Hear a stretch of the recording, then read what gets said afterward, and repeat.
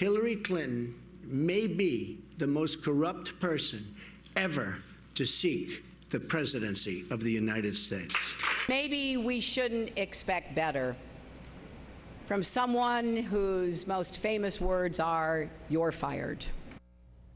Donald Trump and Hillary Clinton sounding more like October than June as they bring out the rhetorical big guns. And we're back now with the panel. Well, there are a couple of new polls out from our colleagues in the networks, and let's put them up. First is an ABC poll, which shows that Clinton is now leading Trump 51-39. The last poll in May, Trump was up 2. Now he's down 12, so that's a swing of 14 points. Now let's turn to the NBC poll.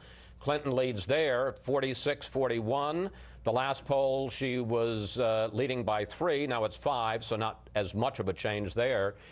Brit, give us some instant analysis. Well, I think what it affirms is what we have thought, is that despite the fact that he finished earlier than she did and therefore had the field to himself while she was still grappling with Bernie Sanders, that he has not succeeded in gaining from that opportunity, nor, it seems, has he gained from the opportunity afforded by this hideous terrorist attack in Orlando, despite the fact that he got right on it and had a message about it. He may have muddled that to a considerable extent by suggesting, as he did, that somehow Barack Obama had some shady knowledge of it or even sympathy with it, which was a distraction from his central message. So I think it suggests that it was a squandered opportunity on his part, and instead of gaining ground, which I think he might well have been able to do, he has lost ground.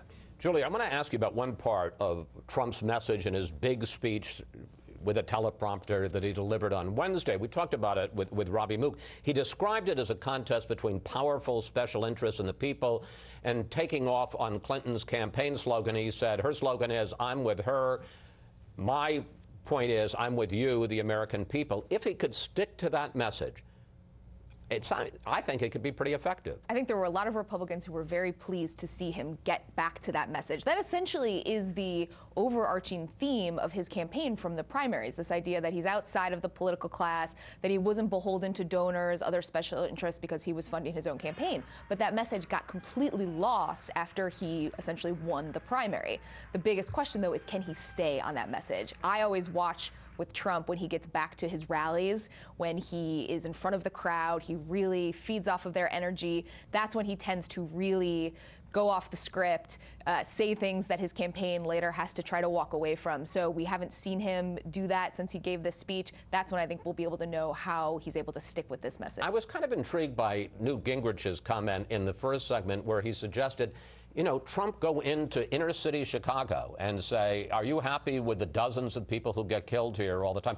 I don't know how many African-American votes he would pick up, but it would be a way of, again, saying, I'm the change agent. If you like status quo, vote for the other guy. Sure, that would be something that Trump could choose to do. We haven't seen him do that yet. And I do think, though, that making a couple of speeches, going and having a couple of conversations like that isn't enough if you don't have some kind of campaign infrastructure then to make that a consistent case and try to ensure that the people who may be willing to change their party affiliation, move over to a Republican candidate, are able to actually come out and vote in November. Let's turn to another development this week, and that was the 26-hour sit-in by House Democrats on the House floor pushing for more gun control. Afterwards, Congressman John Lewis, a civil rights icon, and House Speaker Paul Ryan continued the debate. We will continue to insist, to demand action, whether it's on the floor or around America. If this is not a political stunt, then why are they trying to raise money off of this? Off of a tragedy? In a poll after the Orlando massacre, 85% said they now favor preventing people on the terror watch list from owning guns. George, is public opinion turning on guns? This has tended to be an issue that Democrats have shied away from. Could it be a potential winner for them in this climate? I think portions of the gun control agenda, this portion particularly, could be. I believe there is a large majority in favor of using the watch list this way, or the terrorism watch list. Saying that people on that list can't get guns. I know, however, that in the words of the Supreme Court, the very purpose of a Bill of Rights is to put certain things beyond the reach of majorities. Now, what these people want is for a faceless bureaucrat, unaccountable, to be able to put someone on a list by standards we don't know. We don't even know how many people are on the list. Some say 1 million are on the terror watch list. And by putting them on that list, which is very hard to get off, can take years, they would trigger the loss of Second Amendment rights. They would violate the Fifth Amendment guarantee of due process and the 14th Amendment, which applies due process to the states as well. So you have a large majority, and it could be a political factor, but it's a large majority standing against the Constitution. On the other hand, that's a long, I mean, it's a very cogent argument. It's a complicated argument to make. And if somebody says people on the terror watch list need to not get guns, that's easier. That's a bumper sticker, isn't it? It is. But then the fair question is, what else should be forfeited by people who are put on this or that list by someone we cannot know? Chris, let's remember, this isn't the first time we've seen large majorities in favor of some form or another of further gun control. And each time, what seems to happen is the majority sentiment is from people whose concerns are spread out across a whole range of issues. The pro-Second Amendment people will vote against you on that issue alone.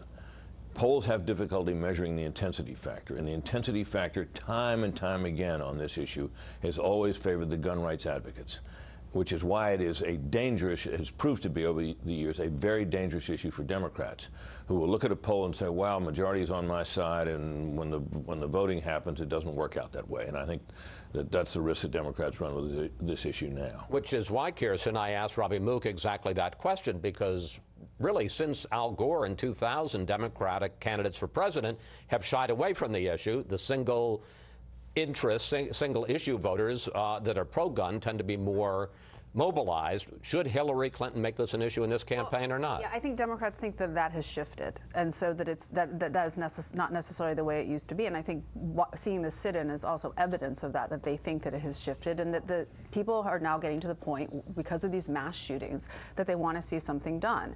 You look at the CBS poll, we had 57% of people also supporting a nationwide ban on assault weapons. That's up 44% since December. So these are somewhat driven by events.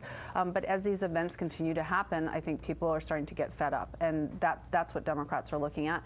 And in terms of the constitutionality issue, look, we have constitutional rights, but there are limits on them, and we recognize that with free speech, for example, that we do place some reasonable limits on that. And I think, I think that a lot of people see these as reasonable limitations on gun rights. But the reasonable limitations have to be imposed under the Fifth Amendment with due process, not by an anonymous bureaucrat putting you on a list no one sees and no one quite knows how to get off.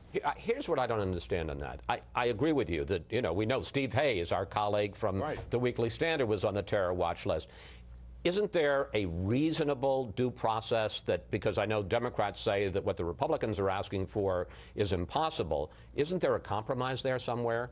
That yes, you do say if you're on the terror watch list and you want to contest it, you got to figure people that are really on the terror watch list rightly aren't going to contest it anyway. The compromise is to establish due process, due procedures, but that's complicated and time-consuming.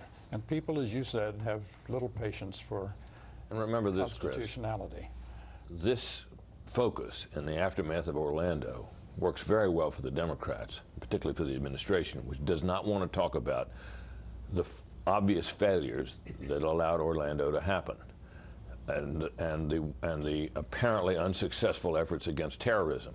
So they've turned it, I think, somewhat skillfully into an issue of gun control. Whether that will prevail with the public at large remains to be seen, but for the moment they have certainly seized the spotlight.